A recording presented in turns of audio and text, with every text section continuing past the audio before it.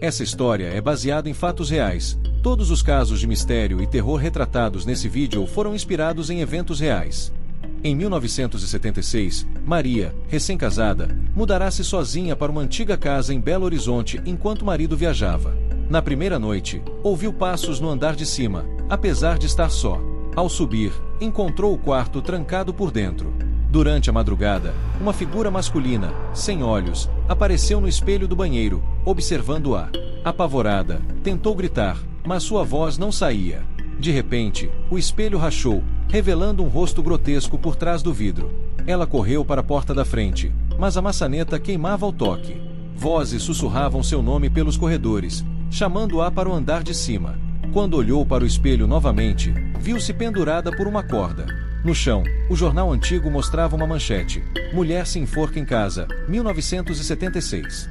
Maria nunca foi vista, e até hoje, dizem que seu reflexo aparece nas janelas da casa abandonada. Em 1983, Ana, uma estudante universitária de 22 anos, alugou um apartamento antigo em São Paulo. No terceiro dia, ela estava sozinha, estudando até tarde. Às 3 da manhã, ouviu batidas rítmicas e contínuas na parede do quarto. Sabia que os vizinhos haviam se mudado na semana anterior. Levantou-se para investigar e notou que o ar estava mais frio do que antes. Quando chegou ao corredor, a porta de seu quarto se abriu sozinha com um rangido. Ao entrar, sentiu um cheiro forte de mofo e viu marcas de mãos pequenas, como de uma criança, aparecendo lentamente nas paredes. O barulho das batidas se transformou em risadas abafadas, como se viessem de dentro das paredes. Subitamente, a luz piscou, e no canto do quarto, uma sombra alta e distorcida começou a se formar. A criatura, com braços desproporcionalmente longos e olhos brilhando no escuro, sussurrou seu nome. Ana, não devíamos ter ficado sozinhos. Ela congelou, sem reação, enquanto a sombra se aproximava. No último instante, Ana tentou correr, mas a porta do quarto bateu com força. Sentiu mãos invisíveis em seus ombros, e no espelho do guarda-roupa, viu uma figura pálida e desfigurada atrás de si. O espelho começou a trincar, e a última coisa que ouviu foi um sussurro: agora você é nossa. No dia seguinte, os vizinhos encontraram o apartamento vazio. Ana nunca foi vista novamente, mas o apartamento continua sendo alugado, e estranhos relatos de risadas noturnas ainda são ouvidos. Em 1999, Pedro, um jovem jornalista investigativo de 28 anos, alugou uma mansão isolada no interior de Minas Gerais para trabalhar em um artigo sobre casas abandonadas. A mansão era majestosa, mas decadente, com paredes descascadas e janelas rangendo. Na primeira noite, tudo parecia normal até a meia-noite, quando a TV, que estava desligada, ligou sozinha, exibindo imagens em preto e branco.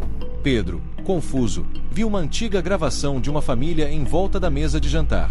A imagem logo ficou distorcida, e gritos horríveis começaram a ecoar pela sala. A família na TV era brutalmente torturada por uma figura sombria, sem rosto.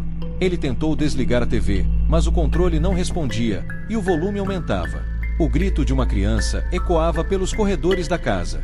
Assustado, ele correu para desligar a eletricidade, mas antes que pudesse sair da sala, uma porta que ele não havia notado antes se abriu lentamente. Lá dentro, ele viu uma escadaria que levava ao porão. Hesitante, Pedro desceu os degraus úmidos, iluminando o caminho com uma lanterna fraca. No fundo do porão, encontrou desenhos nas paredes, retratando figuras sinistras e o símbolo de um olho, sempre observando. De repente, um barulho de passos pequenos ecoou no porão. Quando se virou, uma criança de aparência pálida, com olhos negros e sem vida, estava em pé no final da escada. Você pode me ajudar? Ela sussurrou, estendendo as mãos esqueléticas em direção a Pedro. Ele tentou subir as escadas, mas a porta do porão bateu, trancando-o lá dentro. A criança começou a se aproximar, seus olhos vazios fixos nele. Quando ela chegou perto, seu rosto se distorceu em uma expressão de dor e desespero. Nós não conseguimos escapar, e você também não, disse ela, antes de desaparecer. O ar no porão ficou denso, e Pedro sentiu mãos invisíveis agarrando seus braços e pernas, puxando-o em direção às sombras. Na manhã seguinte, o dono da mansão encontrou a casa vazia. Pedro desapareceu sem deixar rastros. No entanto, o que ele havia escrito até então foi encontrado em seu laptop, com a última frase incompleta: a criança, ela está me levando.